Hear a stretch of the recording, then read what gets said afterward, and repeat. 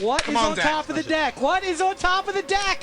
Oh, it's Lightning Helix! Oh my god!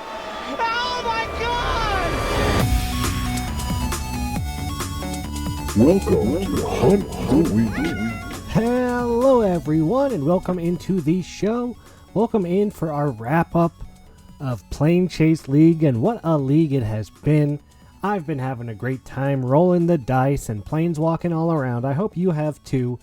This was a really fun one. This one was different, than a lot of the things we try. A little bit more chaotic, a little bit more random, more restrictions than I've ever seen before, and just a lot of really cool, really neat magic going on. So up top, I want to tip my cap to the league committee, everyone involved. Chris York, you did a fantastic job with this league.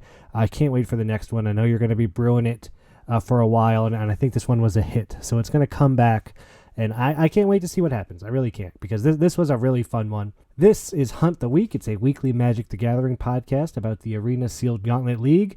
And I am your host with the most, your Goku or Go Home, your Don John DeMarco. That's right. I am a one-time rookie of the league, one time won a league, and one time made the top 8 for player. No, I didn't make top 8. I made the draft, mega draft. I guess I made top 8 for player of the year. Yeah, it was 8 people in that. Yeah, sure. I made top 8. I also was a family Don at one point. Riveteers forever. Also, Lorehold, please. Lorehold strong. And we're wrapping it up. We're wrapping it up this week. Normally the show comes out on Thursday. It's Wednesday. I'm off work early. Nothing's going to change between today and tomorrow, except for, pools being rolled. But hey, that's fine. I don't really talk about that too much on the show anyway, but we are going to talk a little bit about one as we wrap up Planeschase. So let's go ahead and planeswalk. Let's planeswalk. Thank you for planeswalking with me one last time. I'm of course gone, forgotten. Finishing though at 14th. I'll take it. I will take it. That's pretty solid. I was down to 18th, and as people lost, boom. Looks like I'm going to make top 16, which is good. I'm going to get back a little bit of prize money. So that's nice. That's nice. It's been a while since I've made top 16. But let's talk about your top 8, and here they are. Number 1, Johnny M, 22-8. Number 2, Jesse R, welcome back, 20-10. Sawyer T, 20-10. Jordan M, JM Tron, 19-10. Man, Jordan has just a phenomenal record. Phenomenal stats from that guy. I got to get Jordan on the show. Jordan, win this thing. I think you're the only person in the top 8 who has not come on the show is Jordan. So we got to get Jordan on.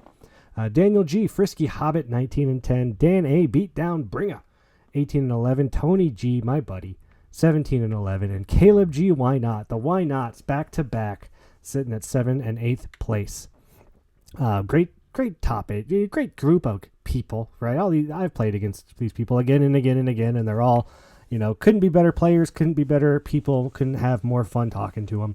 And we all get to watch their mega draft, which is happening this Sunday at 9:30 EST, 6:30 PT, and then whatever time it is for Jesse. I'm hoping it's a manageable time out there in Finland. As we get ready for the Mega Draft, we of course have to give out your tips and tricks for the Mega Draft, and this one's going to be a little different, right? These are going to be some sets that we maybe haven't played with in some time, sets that we didn't play with in this league, and some sets that I've never played with in league. So this one's going to be a little more difficult, I think. You got War of the Spark, M19, Kaladesh, Theros Beyond Death, Guilds of Ravnica, Ravnica Allegiance, and Neo. So you're going to have a couple multicolored sets in there with, the Ravnica Guilds, Theros, that's a graveyard and enchantment set. Neo, also an enchantment set. And War, you're going to have those uncommon planeswalkers going around. And M19 it's M19, right? It's I don't know, open some good core set stuff. Naturalize or Fog, maybe. But it's going to be a Mega Draft. So what do you do in a Mega Draft? You stay open, right? You got 6 packs. You got a lot of cards you're going to look at. Don't commit to anything till, 2-3 packs in. You can just take the best card in the pack, take your black removal, then take your white bomb, then take your green fight spell. You're not locked into anything here, but draft the best deck you can. Some people say, oh, red-green aggro does really well. I won with blue-black Dimir. If you go to Daniel G and Dan A Beatdown Bringer, those guys like greedy decks 3 to 4 colors. I don't know if they're going to be able to do it, but maybe the guilds will help them out, because this isn't going to be your SNC, Dominaria United, lots of fixing. which is kind of what the last few mega drafts have been. This is going back to a little bit more chaosy, right? A little bit more random. Who can navigate the draft the best, build the best deck, play well, and get lucky? Because all those things are involved in winning a mega draft. Johnny is games up on the bottom of the pack. So each win in the mega draft is worth 3 wins. Johnny's at 22, which means that everyone that's basically 18 and under, you guys got to not only beat Johnny, but hope Johnny doesn't do good enough, right? Everyone in 17th place, if you get first and Johnny gets second, third, he still might win. So really, Johnny's kind of the person to beat in this draft. And who are we kidding? Johnny's kind of the person to beat a lot of the time. You got 3 Magi of the Discs in here. You got 2 Mount Rushmore contenders in here.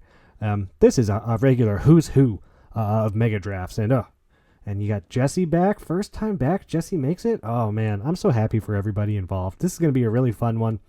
Come down on Sunday and watch the mega draft. All of these contenders have had 6 weeks of matches going their way. Lots of tough plays, tight analysis, good deck building to get here. And how cool was this week, a Brawl Week? I don't know how many people watch the games in Brawl Week, but man, I wish I would have made it to this week. This looked like the fun week. Although all these decks, oh man, they were so broken. There was the Rafine deck, which was just disgusting. I really liked Oompa Loompa's Snow deck. I was really impressed with what that deck was able to do. And of course you had Lata with their Golos Lutri deck that, scary. And you had another deck, a monocolored deck, and I had that person come on the show this week and talk to me. That's right. It's time to roll the planar die. A game for those who seek to find a way to leave their worlds behind. You roll the dice to move your token, doubles get another turn. The first player to reach the end wins. 6. Yes, I had on the one, the only, Jake C., the man Mulcahy. Jake C. was really trying to get into that top 8, didn't make it, but I had him on earlier in the week when he was still alive. We talked about his mono red Tor brand deck. We talked about Planeschase, and we talked a little one. So let's go ahead and listen to that interview now. All right, everyone, join me as we roll the planar dice with none other than Jake C., the man Mulcahy. Welcome to the show, Jake. Thank you. I love your name, by the way. Every time I see it, I see someone say like, "Oh, such and such." Like, I was just talking to Jake. I always want to say the man Mulcahy. Like, do you know where that comes from? Do you know where it comes from? I don't know. Where does it come from? So it comes from a Fish song. Okay. Named the song is Captain Zero, and there's for whatever reason, Yeah. There's a line like, I ought to go see the man Mulcahy, and it's just like it's always a fun little like Easter egg or whatever. Whenever I find somebody. I was like, oh snap! I know where that guy. I love Fish fan. I was like, well, kind of, a little bit. Not. I was at one point. Probably, yeah. Know that, but yeah. Oh, it's just got such a good ring. Jake C., the man Mulcahy. Like it rhymes. Like I don't know. Every time I've seen it on there, been like, man, I love it. Solid name. Well, thank you for coming on the show. This is, of course, Hunt the Weekend, and we're having you on. You didn't technically win the Knock Me Out Come on the Show prize because I didn't have one this league, but you knocked me out and you're on the show, so welcome. Yeah, happy to be here. Not happy that I had to knock you out, but you know what? Yeah. Get in my way. That's what's gonna happen. Hey, look at this guy. Oh boy. Hey, someone has to win, someone has to lose. That's just how the game goes. Jake, I gotta know, when did you start playing Magic? So I started in 2015. I was never really interested in it, but I did like board games. And I remember I had a buddy come visit me when I was in grad school, and I was really into this game, Sentinels of the Multiverse. Uh-huh. It's this cooperative card game. Everybody has a deck. You're all a superhero trying to take down a supervillain. And I played this a few times with my roommates, and I really liked it. And my buddy was like, we got to play it. So we did. And he was like, yo, this is just like a watered down version of Magic. I was like, okay. I'm interested. And so he set me up with his Magic Online account. So that was how I learned to play was on Magic Online. Oh, nice. That's a good way to learn. Yeah, it actually really was. It was like, there's a lot of things you got to click through, but like having all of the phases listed out and like the stack like shown. The rules Um, engine is great in Magic Online. Like it's just so totally, good. totally. So like he had me playing his like Prophet of Krufix, Yisan the Wandering Bard, like crazy over the top value engine deck. That was a ton of fun. So was that? So what sets were those? That was like right when you got in. Prophet. That was a Thero, one of the Theros sets. Prophet of Yeah, Krufix. Prophet was like Theros. That was yeah, so yes. That was just like standard at the time. And I didn't really Okay. start drafting until Ether Revolt All right. a couple years later. Yeah, so it was like Ether Revolt was like the first like limited resources set review that I listened to, which is kind of like my marker for like being invested enough, like listening to like a 4 hour, you know, card by card evaluation thing to like Yeah. actually try to be good at limited. And then it was like Amonkhet and Hour of Devastation where I like really found my groove, I think. So Yeah. since So then this I've been drafting a ton. some great formats to get into. And do you still play? Is draft limited? Is that your main format? Or you start Yeah, with yeah. standard? Yeah. Drafting is mainly what I do, which is honestly like one of the reasons why I love the league is because it lets me look at a set with fresh eyes, right? Like you do a bunch of drafts and you kind of get into the same rhythm, the same groove. You kind of know what you like and you don't. But like the league, like like sealed, very different from draft. I don't do a Yeah. ton of that. And then the 60 card format is just like very different from everything else. And so it's really cool. I've I like it a lot. I have been doing a ton of one drafts, and I assume you are as well. So what do you think? We got one coming up, How Yeah. do you think the sealed format's is it gonna be different than this super aggressive draft format where everyone loses on turn 5 or turn 6, and there's so many 1 and 2 drops? Or do you think because of poison counters and only really having 10 life and it's hard to mitigate the aggro, right? Like that's the problem Yeah. I'm having.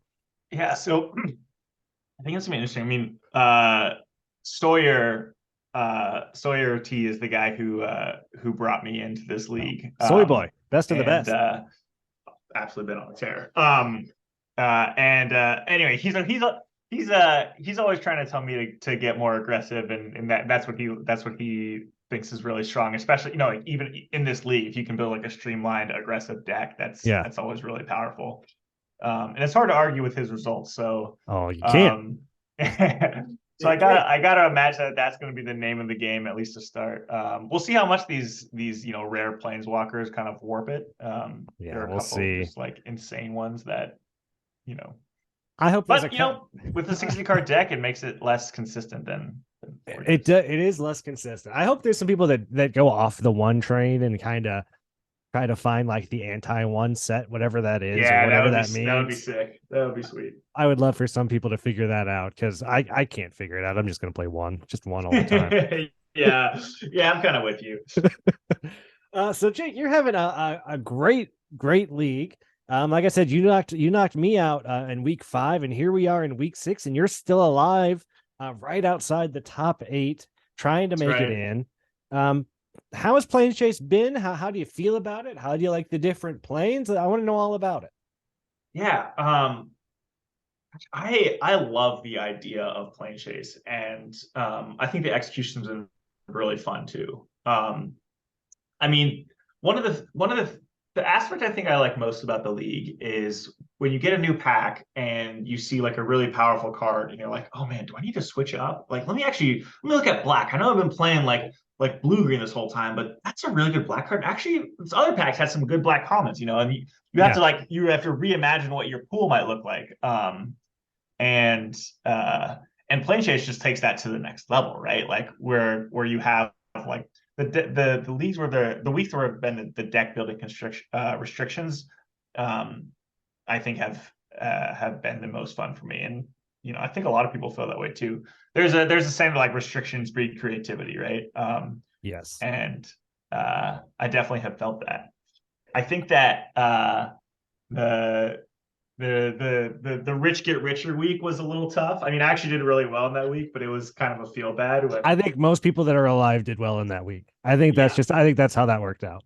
yeah, I mean, I was talking with Jordan, and, the psychic pickpocket that he forged has been huge for him Yep. in his last sprint here. But yeah, I think my favorite ones. I did really poorly in Eldraine, which the monocolor one. Yeah. But I actually really liked it because I liked that it made people like think about building a totally different deck. Of course, there was the specific rule set was that like basically lent itself to a lot of these like 5-color shenanigans or whatever.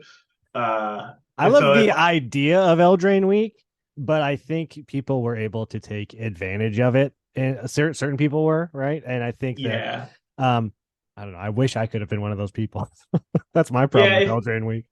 If I were king of the league for a day for that week, I would have tried to find a rule set that discouraged that basically discouraged like splashing like too aggressively or whatever.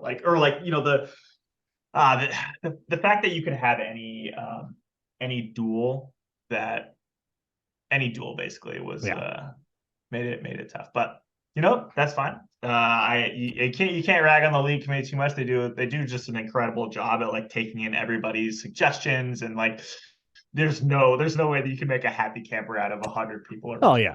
Someone's gonna be salty. Someone's gonna get 9th place. Someone's gonna get 17th, and someone's gonna lose a game that they thought they were winning, and they're not gonna be happy about it. It happens to everybody, right? That's just the game. Totally. I mean, look, I hope we do more stuff like Planeschase where we have these deck building restrictions that change on a weekly basis. One thing that was kind of kicked around was like having groups of leagues that are specific for the early weeks and some that are specific for the later weeks. I think is a really cool idea. Yeah, I think that is cool.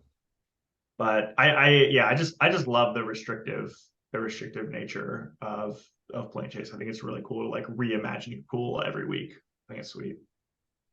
The restrictions are really cool, and it's something that people, because not every plane was restricted, right? And people really started clamoring for those restrictions early on, and I think we hit a lot of the ones that people wanted to go to. Even right now we're in Brawl. Everyone wanted Brawl, right? And now we get to see these wonderful these Brawl games are fantastic. Have you been watching these Brawl games?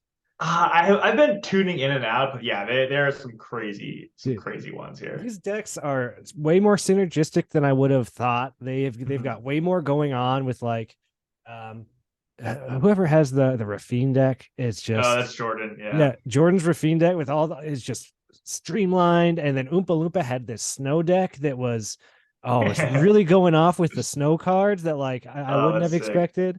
And then of course you got the Golos World Tree Lutri combo it's been so cool to watch. Who are you running as your commander? So I've got Torbrand as my commander. Oh yeah, that's right. You're on the mono red, right? And so I'm trying to do the mono red thing. I've also got like a Xander Grixis deck that is really just to be Grixis colors. And to try to be when I was testing it against Jordan, and I just like could not beat his Rafine deck because he would just like kill or bounce or tempo me, and then all of a sudden it's like if Rafine comes down on 3 and he's got an attacker, and so I was just like, so I had to bring in a lot more counter magic and interactive spells to try to deal with it and slow the game down a little bit. So that's what I'm thinking if I have to go up against an extreme value deck that gets on the board early, but it's hard to out tempo the mono red Torbrand. That thing's how's that been playing? Has that been pretty fun, or was that even together? I've only played one match so far. I was unfortunately a little busy in the last weekend, and I missed out on some of the like early scrambles for matches, and so now I'm staring up at all the people in top 8 and trying to figure out how to get my matches in. Yes. We're in week 6. This is the week 6 problem, right? We're here. I know, it's the week 6 problem. I mean, it's one of the things that it's related to that we're going to talk about, like what would I change about the league, and this is obviously one of the difficulties where everyone's trying to everybody wants to win, right? And so everybody's kind of like jockeying to figure out what their Yep. best matchups are, and like trying to get a hold of people to schedule matches can be tough and frustrating. And you're just like, you want it to be fair, but also fair for you, Yeah, exactly, right? That's what it is. It's like you want it to be fair for everyone, but mostly for me, so I get my chance to make top 8, right? I Like, know, yeah, because it can be tough because like you're right outside top 8. yeah, So like they could just not play you, right? Like everyone could say, right, hey, we're not playing. And that would suck. yeah. But And I think that people aren't going to do that. Like yeah, they're not. It's that's not just going not to going to happen. happen. No, it's not because Um, and I think we talked about this earlier because some people in the top 8 that they say worst case scenario they'll play you, and even though if you have to play your friends, it doesn't feel good to give them a loss, but it's nice to right. have someone at least to offer a game, right? Because Totally. And I think that I mean, one of the things that I really like about this league in general is that like, um, you're playing people. These are real people that like that you DM, and this is a community, right? And like that being part of a community comes with the responsibility, and part of that is being a good community member. And yeah, if you're just if everybody tries to ice somebody out to not play them because they technically could, that would be best for them, but the community doesn't do that, and I really like that. it's I don't know, week 6 is tough, man. It's it's the thing to keep trying to fix it, and it's hard to find an elegant solution because it keeps coming up, and Yeah. it gets better, but it's hard to make it perfect. It really is. But Planeschase, it's been phenomenal. Like I said, you're on a great streak right now. You went 5-1 last week, which is what I had to go to live, and you had the 5-1 streak, and then you got your win in Brawl week. So you're still going strong, and Yeah. you're right outside. I'm rooting for you to get in. I appreciate it. We'll see. So the Torbrand deck, it's like, well, one, if you're on the play, it's a world of difference from being on the draw. Sure.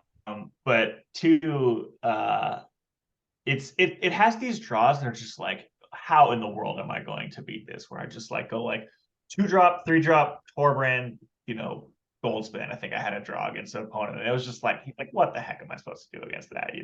But then there are these draws where it's just like, I play a thing, they kill it, they counter Torbrand. I'm like, okay, now I'm like, all of a sudden I'm like an aggro deck facing down 25 life, and they've got Golos down, and I'm like, Yeah. on turn 4, I'm like, well, okay.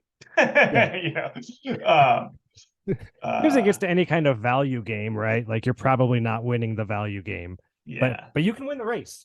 So I sure can. And look, when you're Brimstone Trebuchet, the 3-mana 1/3 reach defender that pings for 1 is now pinging for 3. You're feeling pretty good about yourself. I played that combo in pre-release of Eldraine, which is I had Torbrand and I had like 3 Trebuchets. I was like, these things are that's amazing. That's so good. Yeah. I think you've got a really interesting, really cool, and I think the only monocolor deck coming into the week. So that's all been really fun, and I know I'll be trying to watch any games that you get in. Yeah. We'll see we'll see who I can wrangle. It's all rough opponents at this point anyway, right? Like, I know. It doesn't matter who you get. It's all nothing is an easy or a good matchup really. Yeah. Well, I've been doing this thing where I've been opening up questions to the league, right? And they have not disappointed. So I opened them up again this week. I sent you the questions, and I'm interested to see your answers to a couple of these. How's that sound? Let's get into it. All right. So this one, let's start with Cody's, which is if you had the power in real life to cast any common spell in Magic, what would it be? Okay, so I was thinking about this a little bit. One, there are a lot of comments to choose from, so this probably won't be the perfect answer. But I really like the idea of spontaneous flight from Ikoria. Okay. So it's 3 mana instant, plus target creature gets +2/+2 until end of turn, put a flying counter on it. Okay. Right. So this ability to, one, just get like immediately bigger if I needed to, but then also just like launch myself into the air at a moment's notice and just like, just cruise. I mean, how many times are you hiking and you're just like, oh man, I just want to like, Zelda Breath of the Wild glider my way down or whatever. And to be able to do that, or like jump off a cliff and just like zoom around. I guess that is kind of like the what if you could have any superpower question. You just find a I magic card that know. kind of picks that superpower. But that's a good one. Look, I'm not gonna lie, that was definitely a road to how I got to this one. Yeah, no, that's a great way to think of it. That's not a way I would have thought about it because I was sitting there and I was thinking like, okay, like what's a common like cantrip? Oh, okay, I'd probably play a cantrip a lot. Maybe I'm a cantrip. What does that mean? It actually now that I was thinking about this, it reminds me a couple of years ago I did something somewhat similar to this in that my buddies and I right after the vaccine came out, we went to this place um, a little bit east of Los Angeles, and we did what's called paramotoring. So if you've heard of like paragliding, that's Yeah. like where you have like a glider and you're sitting down and whatever. Paramotoring is if there's a giant motor and fan strapped to your back, and you basically like throttle yourself into the air, and you're like a self-powered craft into the air. So we went from Whoa. never flying any sort of kites or gliders in any serious way to 5 days later launching ourselves up to 1,000 feet in the air with like nothing but our like hiding skills Oh my to land us God, that safely down. sounds insane. It was pretty insane, but it was pretty sweet. So yeah, it wasn't so spontaneous because we did do a lot of planning and a lot of groundwork Yeah, but you had to get basically there. But found the flying counter and got it ready and that's right. That's prepared. right. Yeah, yeah, yeah. It took me 30 hours of practice, but I did get that flying counter on me. Oh, and it's hard to lose it once you get it. It's like a shield counter. That's right. This question comes from Caleb, and this is a good one. What's your favorite way to win a game of Magic? Okay, so my favorite way to win a game of Magic is to just value them into submission. Okay. Just like I'm talking like, Yarok plus Cloud Blazer Yeah. situations You're here, where it's my just kind of like, guy. yeah, where it's just like their will to live dies before their life total gets to zero. And it's just like, yeah, I could win whatever I want to. I'm gonna blink my Niv Mizzet again and draw some number of cards. You like to grow. Rather You like rather than attack with it, I'm gonna cast the ephemerate. I'm gonna like put that on the stack again. you basically make them concede, right? You're like, I'm not even gonna attack. I'm gonna draw 5 more cards and then I'll pass. Let's see what you can do. I'll let you think you have a shot. That's right. I get that. That's a fun way to win. Nothing like just going off and making someone watch. Oh, that feels good. Yeah. Oh yeah. Damien never disappoints in his question asking. Oh, He had a great one for I can't say it. I'm sorry. Last week and this week he's got a great one for you. And we're gonna read the whole thing. Feel free to answer it how you like.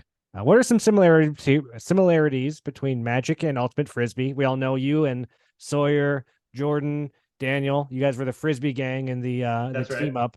You guys all like to play Frisbee together. Yep. So what are some similarities between Magic and Ultimate Frisbee?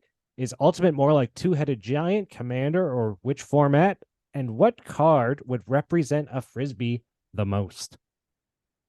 Okay, so similarities between Ultimate and Magic. I'm gonna say Ultimate. Ultimate is like the name of the sport. Ultimate Frisbee is like colloquially what we call it, and Frisbee whatever. So, but I'm just gonna say Ultimate because that's what my brain wants to do. Sure. Similarities between Ultimate and Magic. So I love the expression, come for the Magic, stay for the gathering, right? That's great. And I was talking earlier about like communities and whatnot, and I really think that like that's the biggest similarity is you have these like, if you find people at a local game store or this like league online, or you have a group of friends near you that you get together for a draft. You all are like very passionate about this, very particular thing, and you get really into it, and you're trading, deck, pictures and whatnot, and you're just thinking about it a lot, right? And there's this like tightness that comes from being really invested in this like very particular thing, and that happens a lot in the Ultimate community as well. I mean, there are, tens of thousands, probably more people in the US who play. I mean, we go to I've played on teams where it was like 20 hours a week we were doing either practice or training or working out or what have you. Yeah. I mean, I regularly every year I'm flying to tournaments across the country and whatnot. And the community, the number of people that play is really large, but the community is pretty tight knit.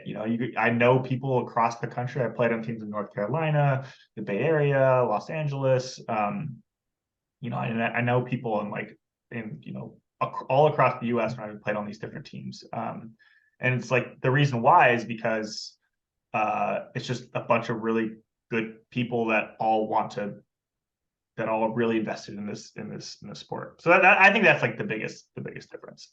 Sorry, the biggest similarity. That's so nice. What a nice way to put it. That's so nice. Yeah.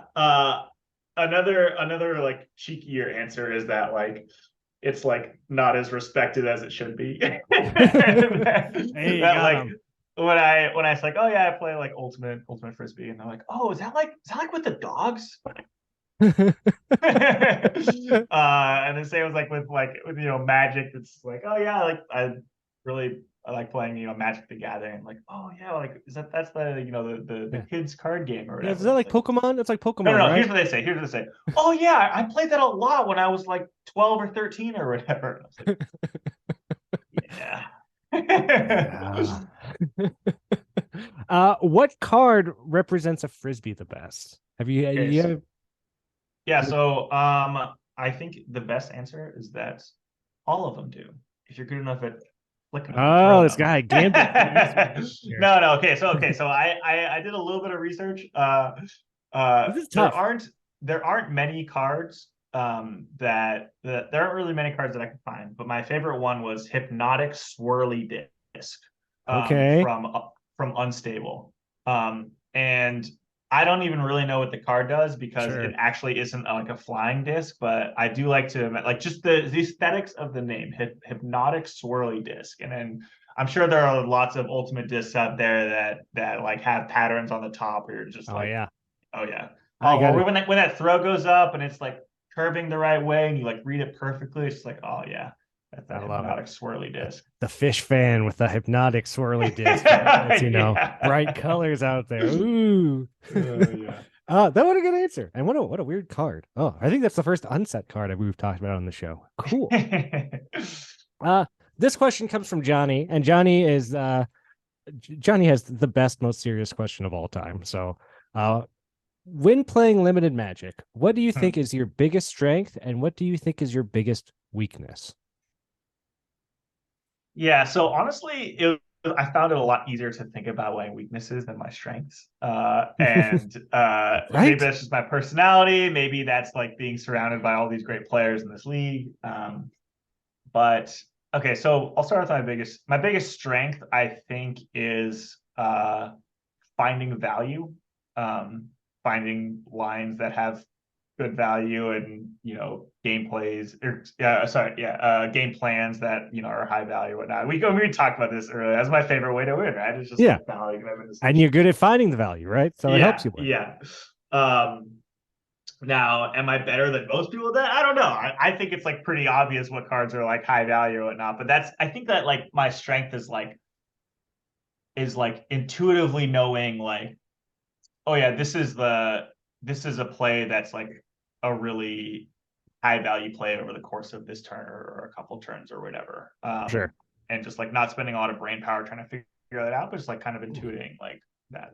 But that kind of goes into my biggest weakness, which is I think I play way too quickly and I play too intuitively, but I don't have the intuition to like close, to like have game plans. I think my game plans are good for like intuitively finding value, but not intuitively coming up with the best game plan to win the game, if that makes sense. Oh, I feel you so deeply on this.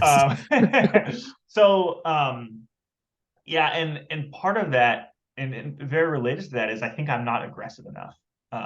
I talked earlier about how Sawyer's trying to suggest that I think about how I could like build the most aggressive decks and think about like more aggressive lines in game plan. I think that's something that I struggle with, is knowing when I can attack and when it's more important to get things into the red zone than to try to accumulate value.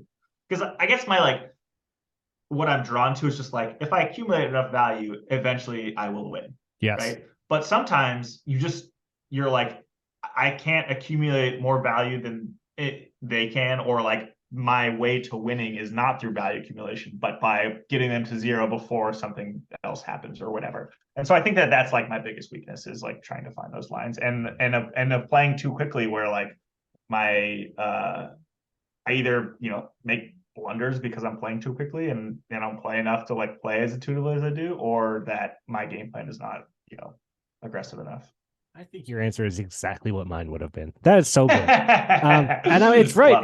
Because I also love these really value-y decks, and it's hard to know when to like turn that corner and be like, I'm off value and I'm on turn sideways, right? Like I always have that same problem because it's like I just want to draw more cards. I don't want to turn them sideways because then what if that goes wrong, right? Like I'd rather have more answers and more options.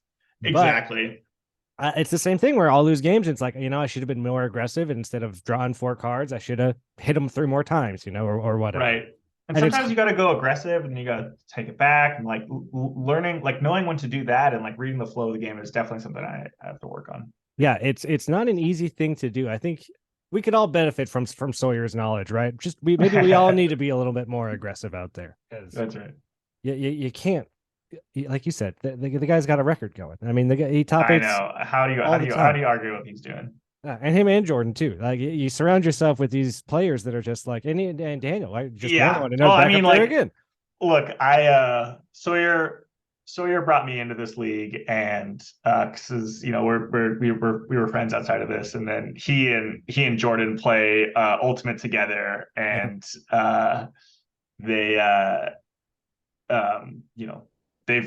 Jordan plays a ton of Magic, and so I knew, and I played with him too. It's like I knew going in, it's like, yep, these guys are the guys that I'm like looking up to for their Magic experience and whatnot. And then Daniel as well. We got him into this league, and he he spends way more time doing it than me. So yep, all those guys. I'm definitely the one like learning at their at the pedestal there for them. Well, you pick some great people to look up to and protege to, and look at how well you're doing. Like I said, you're right outside the top 8. Right on the cusp there. Yeah, there's a lot of math and a lot of scenarios where you make it, I'm sure, and I'm not smart enough to think about any of them. I'm not in this thing. I'm out. But Jake, I want to thank you so much for coming on the show, man. I really do appreciate it, and I appreciate you knocking me out, and you knocked out my friend Chris R. Gotta get that out there. You knocked out everything I care about this league, and we had some great games. We really did. I really did playing against you, man. It's really fun, and you really are doing great. So I'm wishing you luck in this last week. Hopefully, make the top 8. Awesome. Yeah, I really appreciate it. I just want to say that I've really enjoyed my time in Discord. I mean, in this Discord league, the AGL in general, I love it when I love just like chatting with people and everybody, like the classic, like after a game happens, it's like, oh yeah, I got really lucky there or whatever. It's just like the playing against real people and having that interpersonal connection. I really appreciate it. So thanks to everyone that has reached out and been kind over the last year or so. I appreciate it. Yeah, guys, you got to be a part of the community, right? The community is only as good as you make it. So that's right. This guy's saying all the great things he said about you people, wonderful times. Go out there, be involved, get in the chat, say hi, stream a game, right? And have that conversation after. Like, oh, did you have this? I thought you had this. Or, oh man, if I drew that right then, man, sorry. Like it happens. Like, oh yeah, that's I guess. But it's so fun to be a part of this Discord and this league, and I'm glad you're here too, man. Because like I said, this thing only gets better and better as more and more people come in, like you and like me, that are these people that want to have these discourses and play these great games of Magic and get run over by your Hazaret. It's how it works. Thanks, Sean. Hey man, no problem, Jake the man. Mulcahy, thank you for coming on the show, and good luck this week, man. Again, I really am rooting for you. Make that topic, make that mega draft. Thank you. Jake was super cool, super fun to talk to. That was a really good interview, really fun time, and an American. So many of these Canadians come on this show. All these Canadians bombarding me with their stories of syrup and hockey. But no, this guy, he's a good old-blooded American, and I got to talk to him. Is my fake Southern accent coming out? But no, Jake was wonderful. Jake was really great, and he's been in a few leagues, and he's been doing really, really well. And I was happy to have him on. We talked about week 6. We talked about Planeschase, and we talked a little bit about 1. And let's touch on 1 because we are going to be rolling the 1 pools probably right before this drops. Yeah, probably right before. But as I record, in 1 hour, we are rolling the 1 pools, and I'm excited to see what this is because there's some bomby bombs. There's some fast, toxic decks, right? There's a lot going on, and we're going to get more into deck building and mechanics next week when we do the 1 show, the preview to 1. But I'm excited. Rolling packs, this is a good time. Everyone starts posting their builds, start playing practice games again. I am really excited for the 1 league, even though this set is, you know when they say if you can't say anything nice, don't say anything at all? That's the 1 set. Let's go ahead and say goodbye to a couple of people that we have lost along the way. These are your eliminated players. The river Styx, the river of death, has strange powers. Time to see if the legend is true. You'll need this. A Charon, the ferryman. Dan A. Beat Down Bringer. Tony G. Why Not Rock. Caleb G. Why Not. Jake C. The Man Mulcahy. Lot P. Lot. Steve T. Strout. Brendan Y. Earth Mover. Jeremy E. Lur Goif. Jaden M. Mononic Device. Christopher G. Oompa Loompa. And probably some others. I don't know. The people don't get knocked out in order, but I know that that's further than I read last time. So that's as long as we're going to read today. And that's it. That's the show. We got the Mega Draft this weekend. Again, go show some love for everybody that made it. It's not easy to do, and it's very hard. Don't look at Sawyer and Jordan's stats, okay? It's hard to do this. I don't know what juice. They're juicing. These guys are juicing. They gotta be. Whatever you're having, just please, somebody send me a message. Whatever water Jordan and Sawyer are drinking, I want some of that water, please. And until I get that water, until I'm flush and hydrated with the miracle snake oil that these guys are drinking, I hope that you get to keep a good 7. And I hope that shuffler is in your favor because we got the Mega Draft and then 1 league right around the corner. Get your practice games in, start your deck building, and I'll see you next week for the 1 kickoff. Bye, everybody.